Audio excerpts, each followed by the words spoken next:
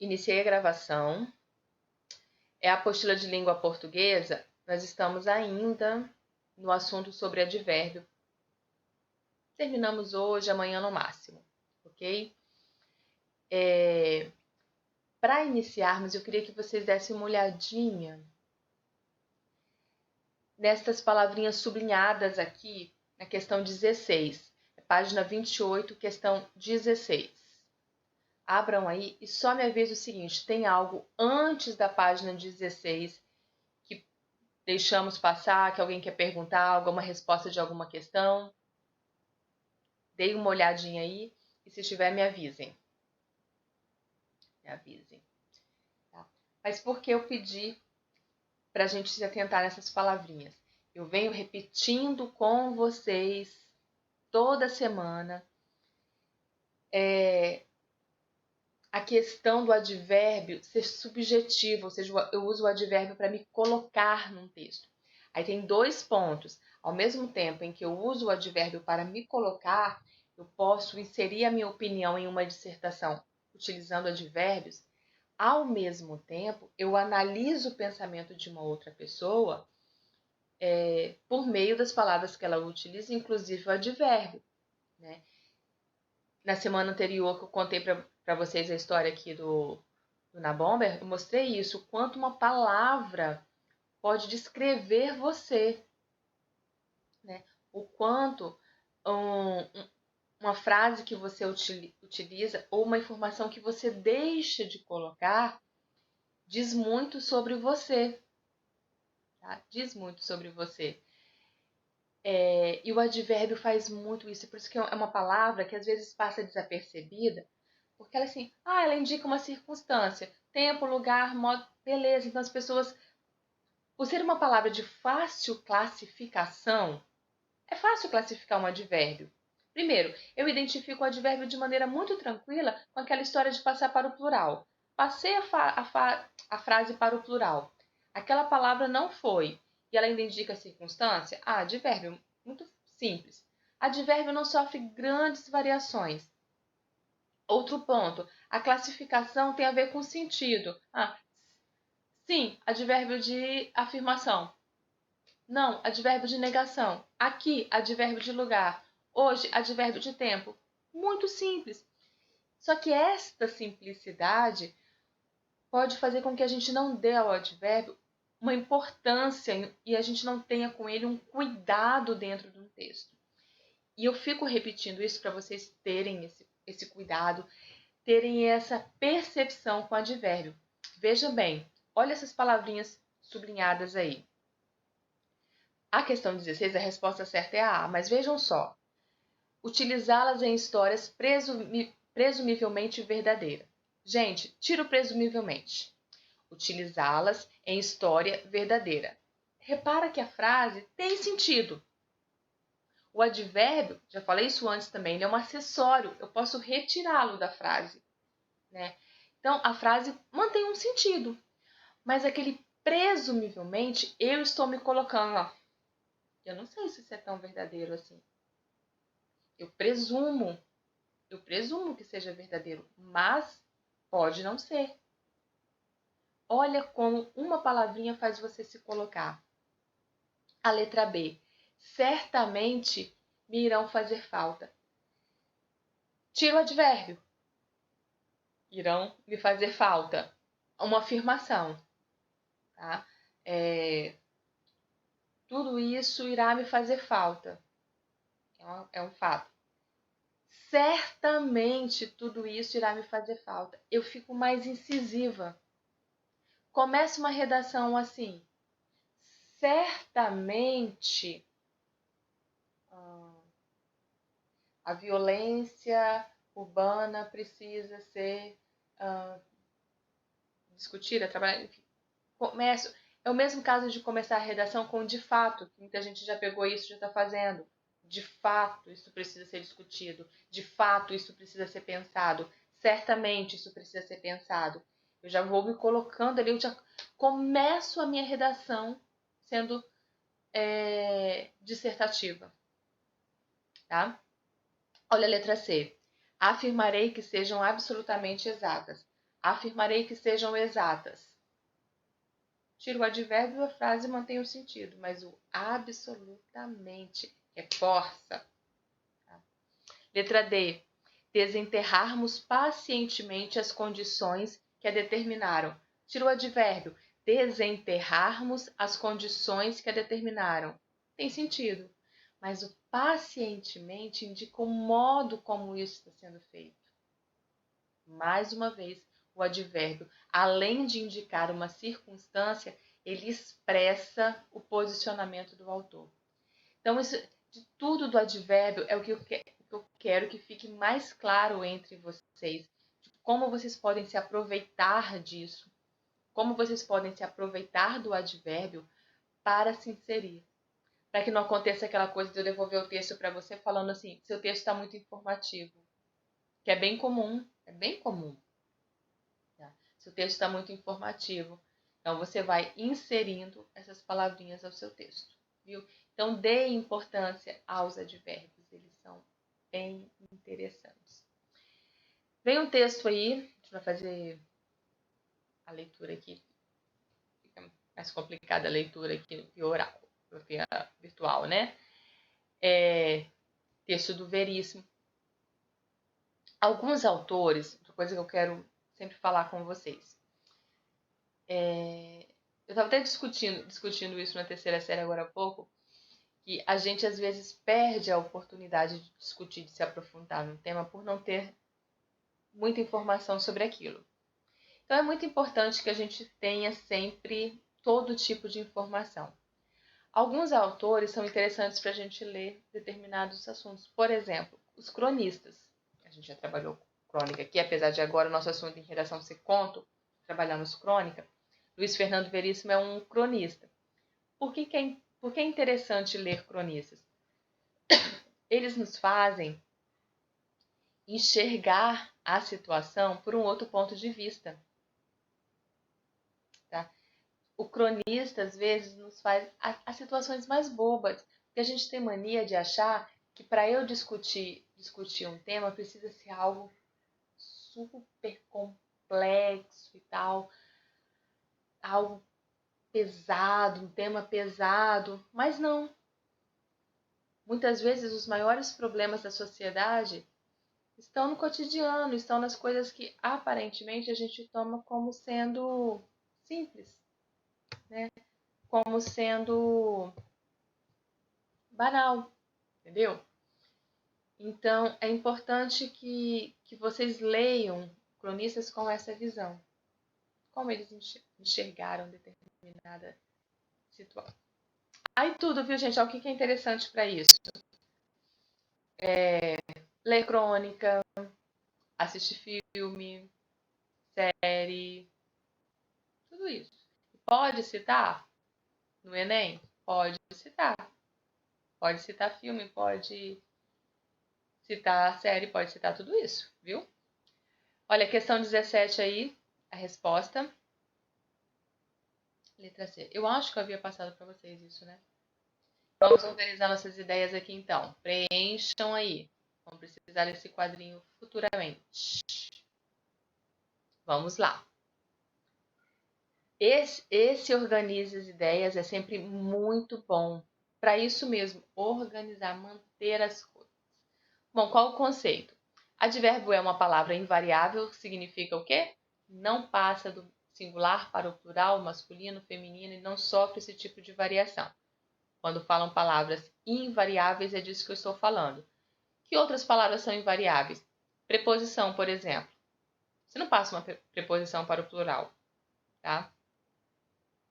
Então, é uma palavra invariável que expressa uma circunstância, modificando um verbo, um adjetivo ou outro advérbio, ou até mesmo uma oração. Qual a classificação? Vamos para o lado. Advérbio, classificação. Não necessariamente precisa ser nessa ordem aqui. Tempo, modo, lugar, negação, intensidade, dúvida, afirmação. São estes aí, não necessariamente nessa ordem. O grau comparativo e superlativo. O que é importante a gente falar de grau? Olha só. No grau comparativo, eu tenho dois elementos. Eu vou comparar um elemento em relação a outro. Então, eu digo assim, este livro é melhor do que aquele livro. Eu preciso ter dois elementos. No grau comparativo, eu preciso ter dois elementos. E aí, um é mais, eles são iguais, ou um é inferior. Por isso, o comparativo de superioridade. Mais caro que. Comparativo de igualdade. Tão caro quanto. Comparativo de inferioridade. Menos caro que. Mas o que é importante? Eu preciso ter dois elementos.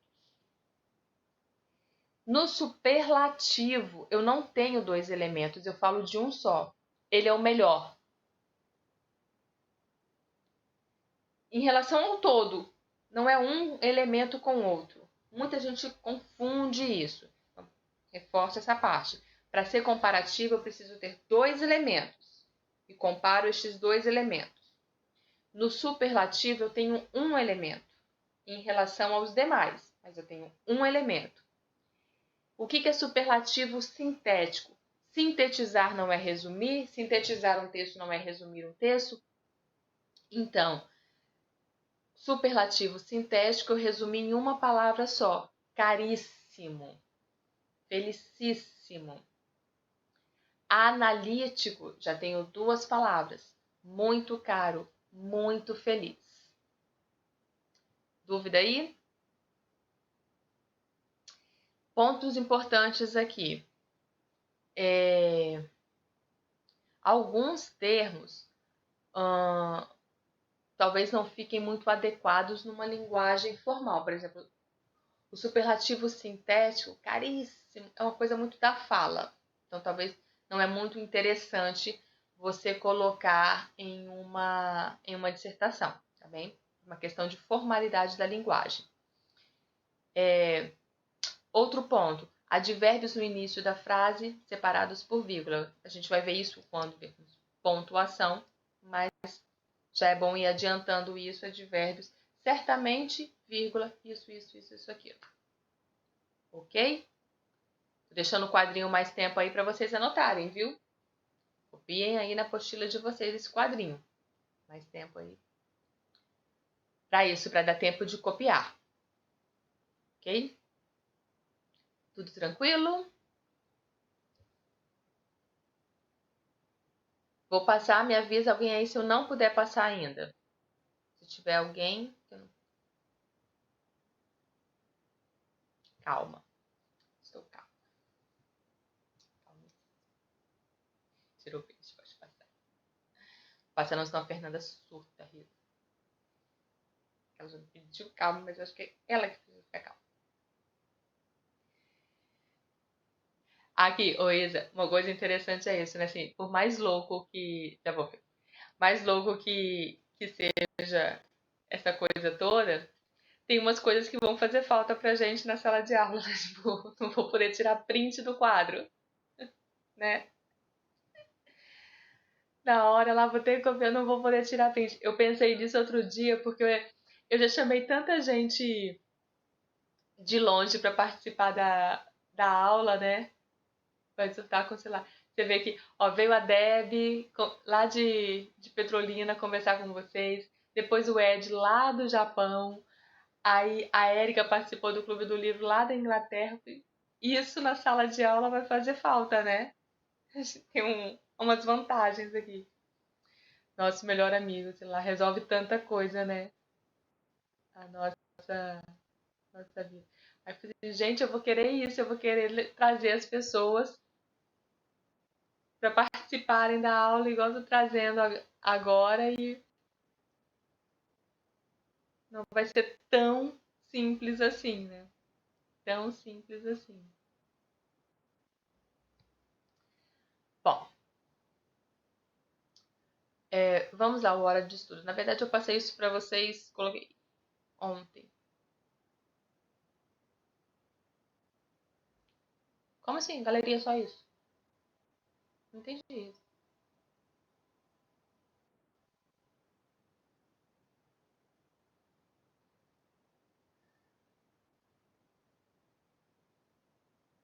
Ainda não entendi.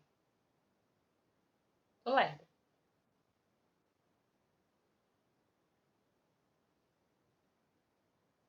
Ah, tá. A galeria do seu celular de fotos. Ah, tá. Ah, gente, vocês não me contextualizaram. A galeria de fotos do seu celular é só isso, de print.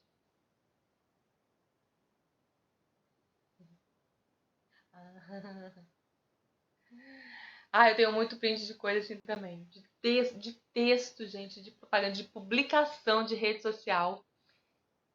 Eu fico vendo as publicações lá, acho interessante, dou muito print. Tudo para usar em prova com vocês depois. Ah, tudo para usar assim.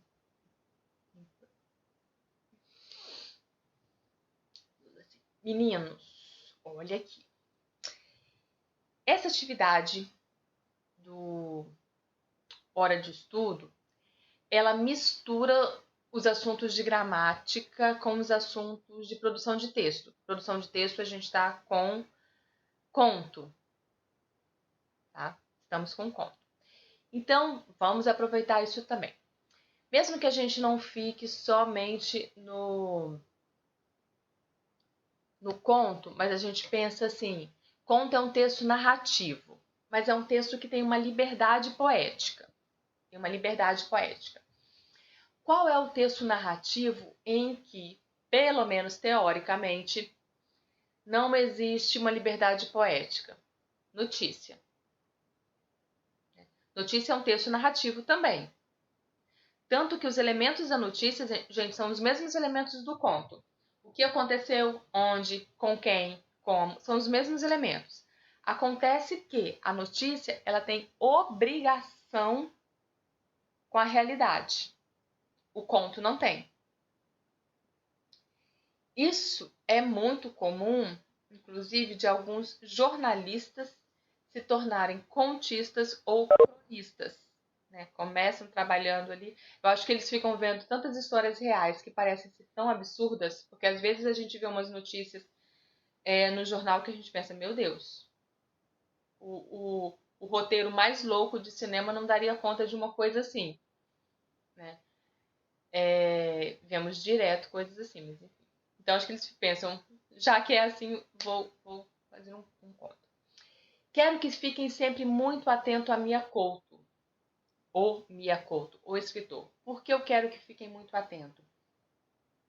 Literatura africana tem caído com muita frequência nos vestibulares e nos processos de seleção dos últimos anos. Muita frequência. Tanto que a UFES adotou o Enem há pouquíssimo tempo, né? Pouquíssimo tempo que a UFES adotou o Enem. Antes, para o vestibular da UFES, você precisava ler algumas obras literárias. Então, quando saiu o edital do vestibular da UFES, eles passavam a lista das obras que você precisava ler. E aí, quando você chegava lá para fazer, na prova de literatura, tinha interpretação das obras. Você tinha que lembrar. Não podia consultar na hora também não, viu? E era uma coisa assim, entre 9 e 11 obras, às vezes. E você, na hora da prova do vestibular, você tinha que responder as questões sobre aquelas obras que você deveria ter lido. Tá? Não era aquela coisa assim, leia um poema aqui e responda, leia um trecho de um conto aqui e responda, não. Teria que ler as obras. Tanto é que antigamente as pessoas aqui vendiam resumos de obra, assim, mercado clandestino aí. Pois bem, foi o que eu falei isso. Nos últimos anos, quando a literatura africana entrou mesmo no conteúdo programático da educação, um dos livros eram sempre né? Um dos livros da UFES era sempre de literatura africana. Você precisava ler uma obra de literatura africana. De todos os autores, né, o Mia Couto é o mais conhecido no Brasil, assim, o mais popular no Brasil, que vem aqui com uma frequência muito grande. Ele é moçambicano, vem aqui com uma frequência grande. Eu falei dele quando a gente viu aquele texto lá em cima. Fico repetindo que é sempre para vocês ficarem muito atentos aos textos dele, de autores africanos de modo geral, mas fiquem sempre muito, muito atentos a isso, tá certo? E aqui ele fala, é um dos livros mais conhecidos dele, que aqui tem um trechinho e vai ter a interpretação. Essa parte aqui eu vou passar para vocês, né? Passar para vocês. Por isso que eu falei que não coloquei a postagem lá ontem e falei que não era para vocês me enviarem, né? Quem viu a postagem ontem, eu falei da atividade, mas eu falei que não era para me enviar. Então vejam aí. Letra E. Ou seja, são verdadeiras as questões 1, 2 e 3, são todas as verdadeiras. Todas, né? Confusão, todas são verdadeiras. Eu quero que a gente foque na outra ali. Questão 2, gabarito aí para vocês. Interpretação de conto. Letra A. Só uma explicação. Na imagem do títere ou fantoche. Vocês sabem o que é um títere? Alguém sabe o que é um títere? Fantoche, vocês sabem. Fantoche é mais comum, né? Desde na escolinha, vocês ficavam lá, tinha os fantoches na educação infantil, né? Títere é aquele, sabe, teatro de boneco, em que o boneco, ele tem aquelas cordas e ele é manipulado por alguém pelas cordas? A marionete é um tipo de títere. Uhum. Aí o humano fica lá manipulando com as cordinhas, assim, que ele fica com as cordas todas penduradas. Isso é um títere. Tá? E a pessoa que manipula é o titereiro. Titereiro que manipula o bonequinho ali, viu? Então, essa daí, letra A. Eu acho esse nome tão bonito, títere. Eu acho titeriteiro, acho o nome bonito. Parece nome de gente. Há muitos anos eu tinha um blog para texto, pra postar meus textos, e o nome do blog era Titeriteiro. Eu gosto desse nome, não sei porquê.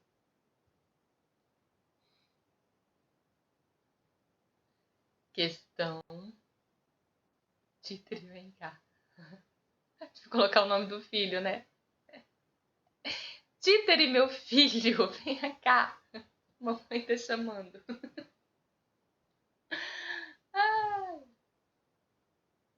Não. Aí eu vou estar dizendo assim, meu filho vai ser manipulado. Não, tá certo não. Próxima aí, gente. Gabarito aí, letra C. Tô passando as do conto, viu? Letra C, que esses textos todos não vão ler. 3, letra C. 4.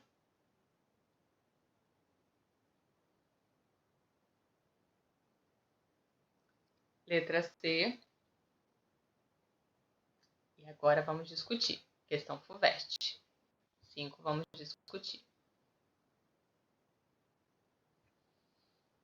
Olha este texto. FUVEST, já falei de FUVEST para vocês. Eu falo sempre de provas que eu acho que é interessante para você aprender que existem provas diferentes e que você precisa se comportar de maneira diferente para as provas, né? Falo sempre das provas, o Enem cobra isso, o IFES cobra aquilo, ITA cobra assim, FUVEST cobra assim. E para mim, euzinha, Fabrisa, FUVEST é a prova mais difícil que tem de processo. Para mim, muito mais difícil do que Enem. A prova de português, muito mais difícil do que... Nossa, muito mais... Olha quanto advérbio que eu usei aí. Do que esses institutos militares. ITA, IME, assim. Porque eu já falei isso com vocês antes. Essas instituições militares costumam ter provas bem difíceis na área de exatas. Mas prova de português do ITA, do IME, é uma prova muito fácil. Mas a prova de linguagens da FUVEST, o tema de redação da FUVEST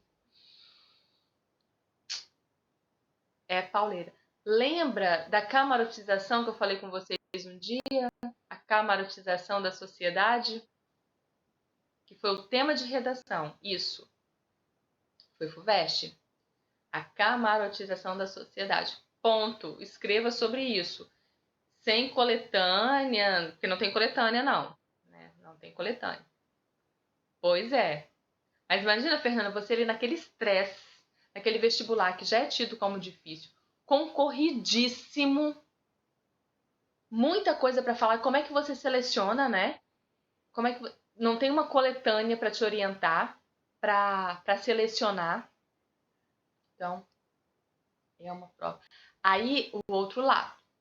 Aí você pode pensar assim: ah, mas eu não tenho interesse de fazer FUVEST. Bom, mas aí você sabe que fazendo questão da FUVEST, você vai estar trabalhando determinados pontos que em outra situação você não trabalharia.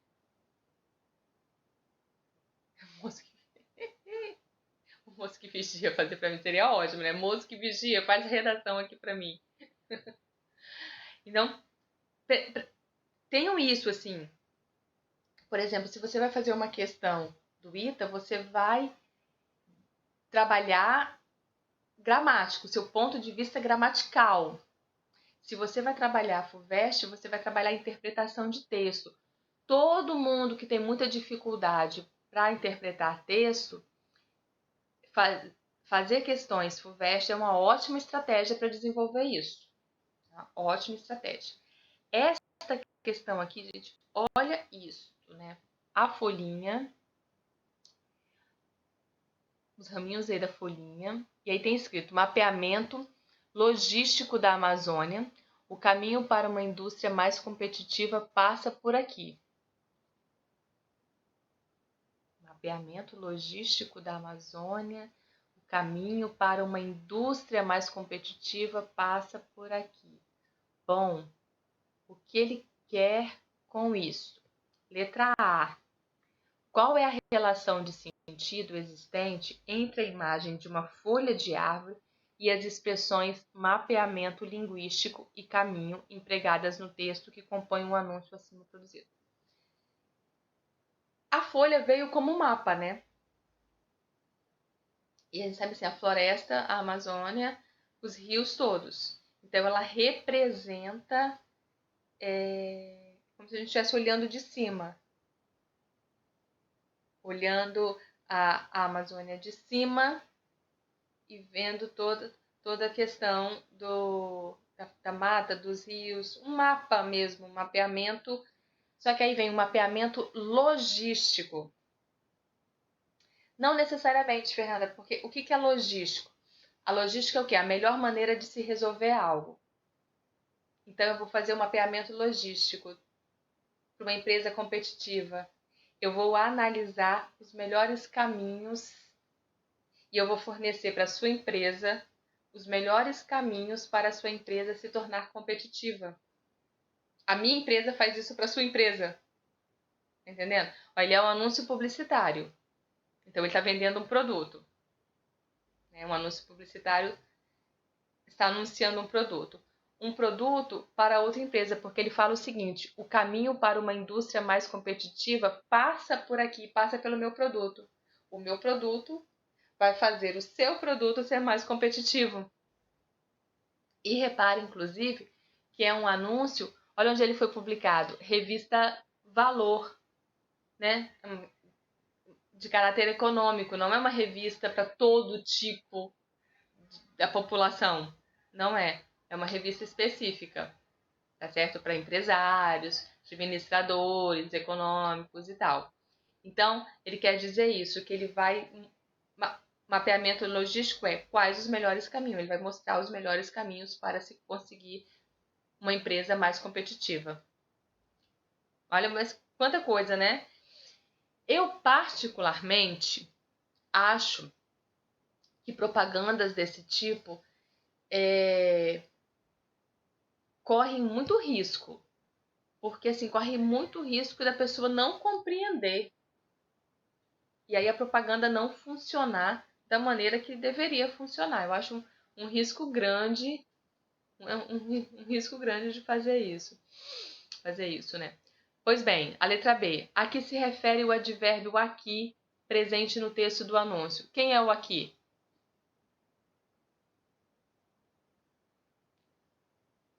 a mais competitiva passa por aqui. Por aqui onde?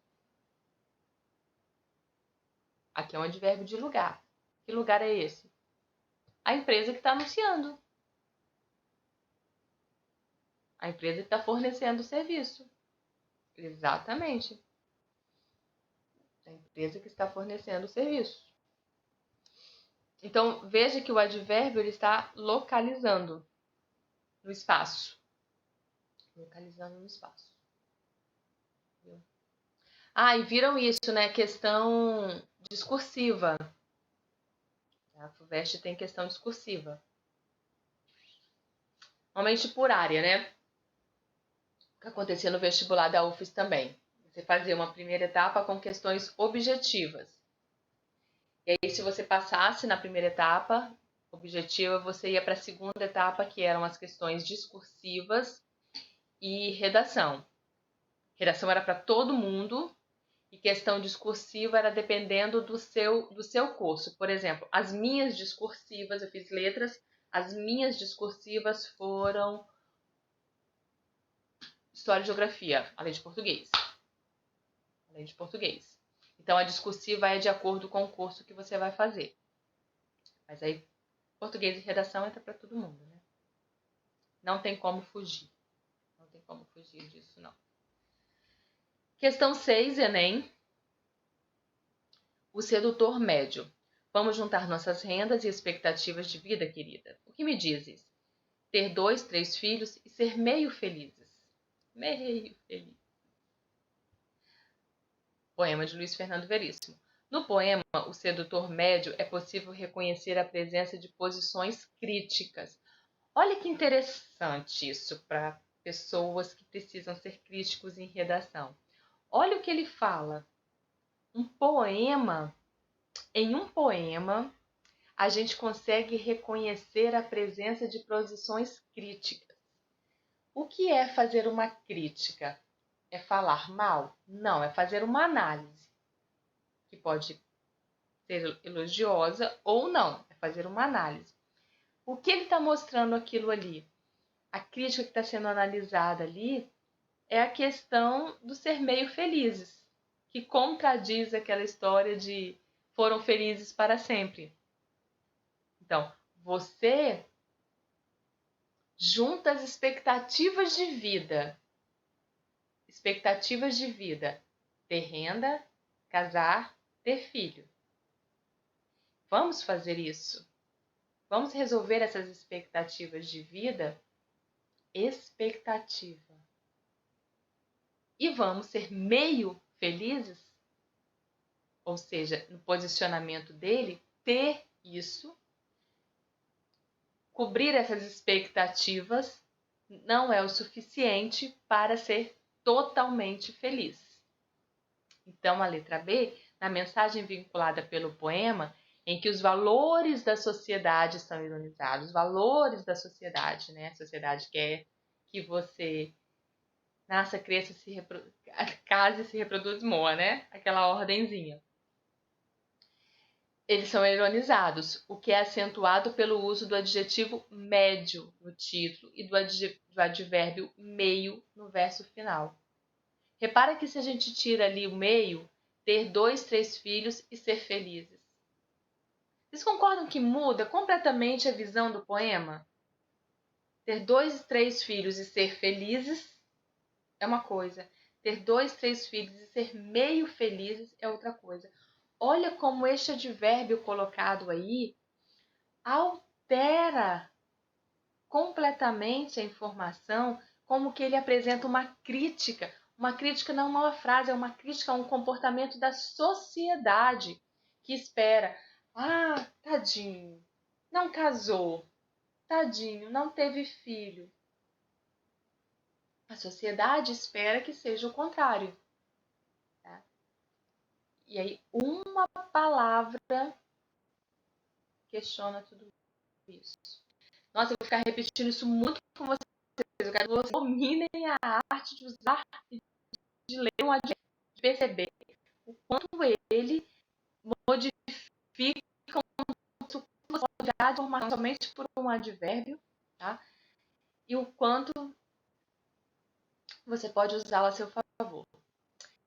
Meninos, a gente vai parar aqui, já vai cair, tá certo? A gente continua amanhã. Ok? Continuamos a partir daqui amanhã. Muito obrigada pela presença de vocês. Nos vemos amanhã. Certo? Até amanhã. Não me abandonem. Beijo. Tchau, tchau. Até.